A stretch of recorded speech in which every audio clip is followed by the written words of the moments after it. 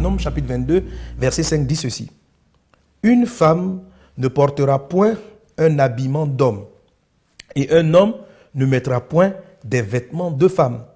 Car quiconque fait ces choses est en abomination à l'Éternel ton Dieu. Voilà ce que nous dit la parole de Dieu. Amen. Je veux rappeler d'abord dans un premier temps que nous sommes dans ce texte, déjà dans l'Ancien Testament. Suivez-moi très bien, mon raisonnement jusqu'à la fin. Nous sommes dans l'Ancien Testament. Mais n'empêche que ce texte doit être particulièrement compris. Regardez dans ce texte. Il n'est pas écrit que la femme ne doit pas porter un pantalon. Il n'est pas défini en fait de vêtements. Il n'est pas défini de vêtements. Il est tout simplement dit que la femme ne doit pas porter un habillement d'homme. De même, un homme ne doit pas se vêtir comme une femme.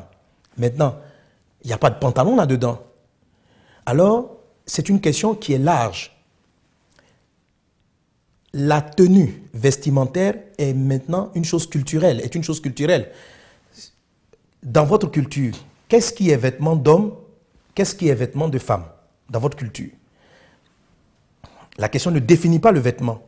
Si dans votre culture, tel vêtement est défini comme étant un vêtement d'homme, alors la femme ne doit pas le porter. Si dans votre culture, tel vêtement est défini comme un vêtement de femme, les hommes ne doivent pas non plus porter le vêtement. Mais il n'est pas spécifié la qualité ou le type de vêtement exactement, parce que ça varie en fonction des cultures. Il y a certaines cultures où la jupe est un vêtement d'homme. Il y a certaines cultures où des hommes s'habillent avec des vêtements qui semblent être des robes, qui dans d'autres cultures auraient été des vêtements féminins, etc., etc. Le problème de la culture, c'est que ça évolue avec le temps. Ça évolue avec le temps. Qu'est-ce que le Seigneur est en train de nous dire? Il est en train de nous parler du travestissement. Il ne faut pas se travestir. Regardez-moi, si je viens et je m'habille dans votre culture avec une tenue de femme, je mets des hauts talons, je mets des rouges à lèvres, je mets des trucs, mais vous serez choqués. Vous serez choqués. Pourquoi? Parce que le travestissement est un déni de votre identité.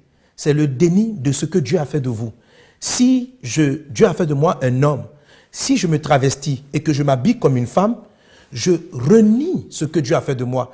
Ça dénote un profond complexe d'infériorité, ça dénote une maladie de l'âme.